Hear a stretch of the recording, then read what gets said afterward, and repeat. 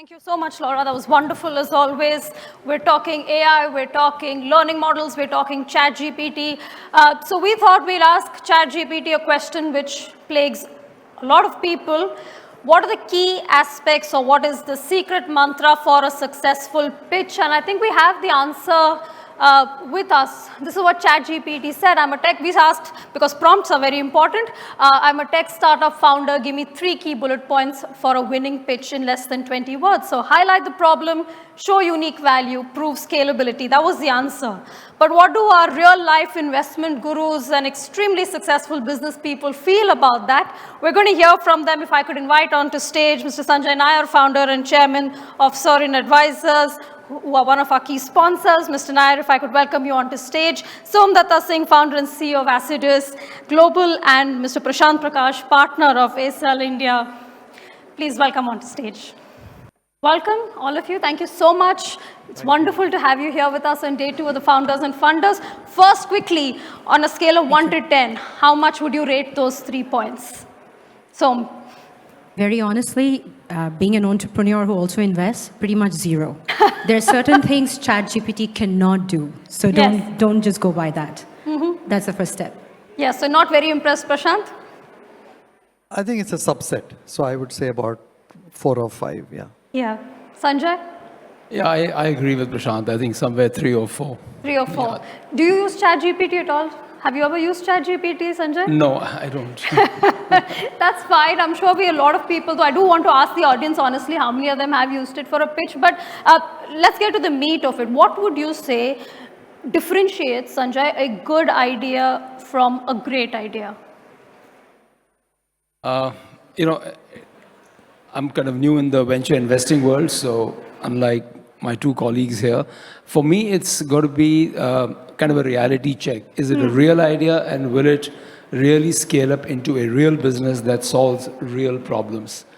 That's what I would say is an idea, and if it's done and if it's disruptive in a way and is a solution to the traditional business models or traditional solutions, that's fantastic.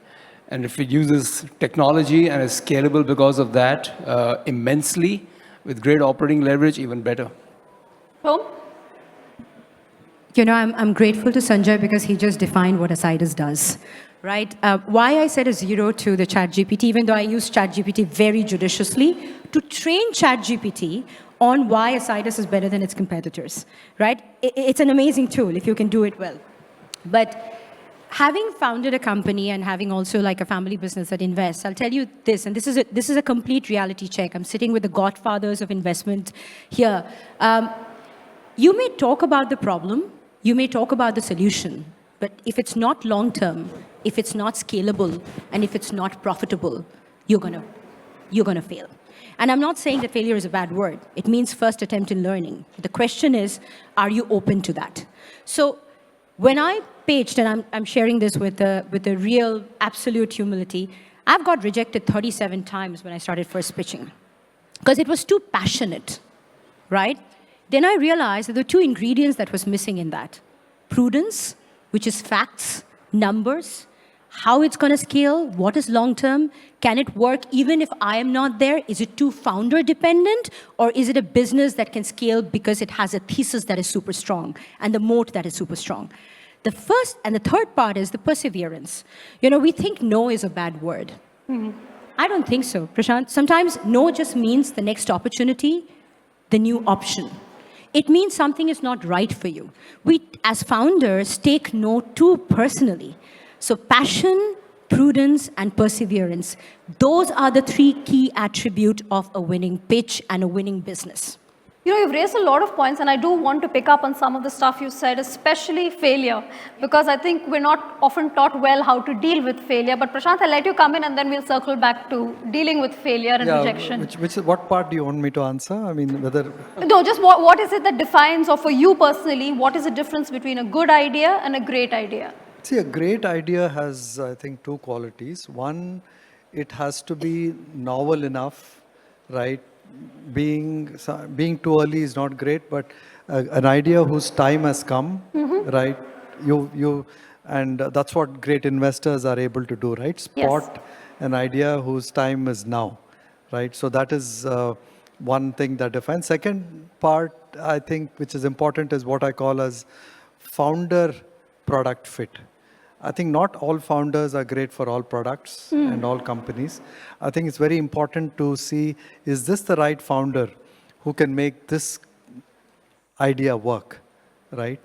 I think these are the two things. And for the first part, there are a lot of ecosystem elements that need to come into place, or you need to have the capability to build those ecosystem elements. So when Flipkart started, I mean, the time was great, but they didn't have a payment system in India. They didn't have a logistics network in India. They had to build those.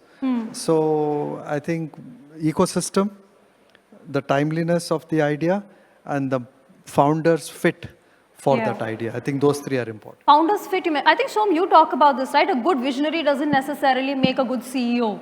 Yes, all the time. I think a good founder is not always a good CEO, but a good founder can become a good CEO if you know what you're not good at. That's very important. I think that awareness, when Prashanth talks about the founder to product fit, it means that if you do not have the domain experience, the knowledge, the acumen to build something, but if you have a great vision, then either you hire a team that is better than you without any ego, knowing where to leverage, how to leverage, or you don't build it at all. Also knowing when to exit. It's very important, you know. I think a lot of us are very attached to the idea of this is my company. It belongs to me. No, you're building for the mass. You're building to make money. At the end of the day, business is dhanda. It's supposed to build scale, profitability, tangibility, and therefore, the awareness of the founder to know when to step back is also important. So I always say, Steve Jobs needed a Tim Cook to make Apple what it is. And sometimes that is what makes a long-term, sustainable, scalable business. Sanjay, I see you nodding, and you please feel free to weigh in on that. But let me put something else to you. I'm sure often when you're a recognizable man, people often come and tell you, I have this wonderful idea, Sanjay, please, why will you invest money in this? Firstly, and that's where Shom's idea or concept of failure also comes, right? How do you reject somebody gently sometimes, right? In India, we're not always taught to deal with failure well. In America, for instance, failure is just seen as part of the entrepreneurial process. In India, failure is seen quite often as a stigma. So one, how do you let down someone gently so as to not burn them forever from the entrepreneurial journey? And two, sometimes I'm guessing you also have to let them down harshly. So just to be precise, you're saying if we are listening to a pitch, how do we regret it, and then how do you kind of manage? How do you reject somebody if it's a pitch that just doesn't have meat? Look, I think that at least in the country from where we all come in India, I think empathizing is very important. When I was in the private equity world, I used to tell our team, and we were told by our super bosses, that saying no in a very elegant way is extremely important, because saying yes is the easy part. Yes. Saying no is very important. And I think the way you say no increases your respect in the eyes of the founder, and that's how other founders again come to your firm and look for capital, because they see you as somebody who has done. So that's the basic part of it. I think the more important part is, if we recently, what I'm at least learning is a lot of this in the venture world where I'm new, saying lots of no's, right? And but given with the no, I'm also helping them, or my team is helping them pivot to a different idea. So may not exactly be this, but can you do it this way? Plus, we come from backgrounds. I've been 4 decades in finance, so helping them connect the dots and get them different introductions, different GTM strategies, maybe connect with different experts. So saying a no and yet not letting them down is also, I think, an important role that we can play as folks with experience. And third, I think it's just good to guide. If the guy is very young, one can, give him a bit of sermon. I don't like to sermonize, but I try to tell them, learn from the mistakes that you made, and, what can you do better. But that's a bit of sermon, and I try to keep away from that. Idea is to really say the no, but help them pivot, connect the dots globally, because we have a lot of contacts, and in India, and help them still find kind of success into something different. But it's not easy, and I think saying no abruptly is is just not right. Yeah. Shom? Firstly, because I've heard so many no's, I always say this. Can anyone say that they learned how to walk without falling a few times? But when we grow up, we're always taught to believe that rejection means it's the end. We take it too personally. Is why I also think that for all entrepreneurs, taking their mental health seriously is super important, right? Dealing with understanding that everybody's perception of your business is not necessarily the reality of your business, right? So failure is the first attempt in learning. No is a new opportunity, but I also say this, look at Canva. Everybody knows Canva. Everybody uses Canva. Canva is now on ChatGPT. She had 110 rejections, right? You don't give up. The other thing is the tenacity and the perseverance of not giving up if you really believe in something that you're doing. And that's where the real moat comes in. Are you chasing a valuation or are you focused on value creation? If you're chasing a valuation, then you can go up very quickly and come down even more harder. Because the moment you get quick validation, you're chasing that. And then when things don't work out, you can't handle that. It's worse. It's okay to be a tortoise. And I think I discussed this with Prashanth, and he always guided me. Don't be a rabbit. It's never going to win the race. It's a temporary fallacy. It's not long-term sustainable. And if you're really building a good business, it should be client-funded. It should be. It can't be an investor-funded business. If you're even building deep tech, unless you have 4 or 5 proof of concepts where people are okay to pay for it when you built it, it's not something that you're building for long term. So I think that's where I take it. I don't take no personally, and I don't take yes very personally, because I know that both has its two ends. What I take really personally, if a client has said a no to me and said that, you know what, I don't want to work with you because of this reason, then I go back and reflect with my team, what can we do better for them so that we can bring them greater value. Of those 37 rejections, does one really hurt the most? Or still hurt, rather? I'm not going to lie to you, and I'm saying this very openly, I did battle depression. Because it's not easy. First of all, less than 2% women get funded. And I built 2 businesses before this and successfully exited it. I myself invest in businesses. So, one question I asked, why are they saying no? The business is profitable, it's scalable. Most of them had never built a business on their own. 1.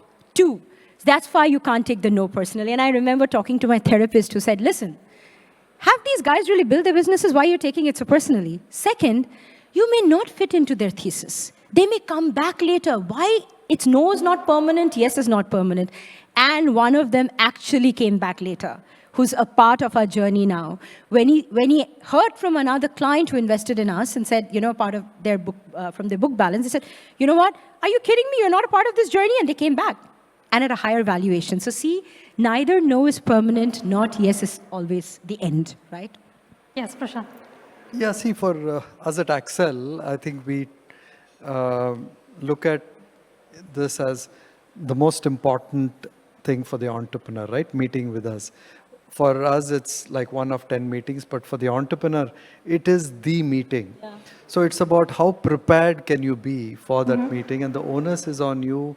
If you have a thesis, you need to be able to be on top of the thesis so that you'll be able to tell the entrepreneur, is there a fit for you as a fund? I mean, the idea can be great, but the entrepreneur may not just fit with you, right? So it's important to articulate that. The second important area, and I think Sanjay alluded to that, where can you really guide the entrepreneur from there?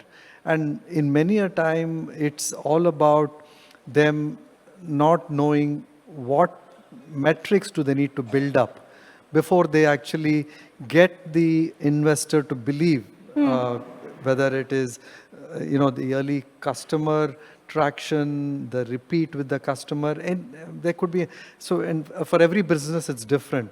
From your experience as an investor, can you guide the entrepreneur to say, you know what, if you build out these 3 things and you come back or you talk to any other investor, you got a better shot at being invested. So that is what they will value a lot. And finally, the third thing they'll value a lot is understanding of the market.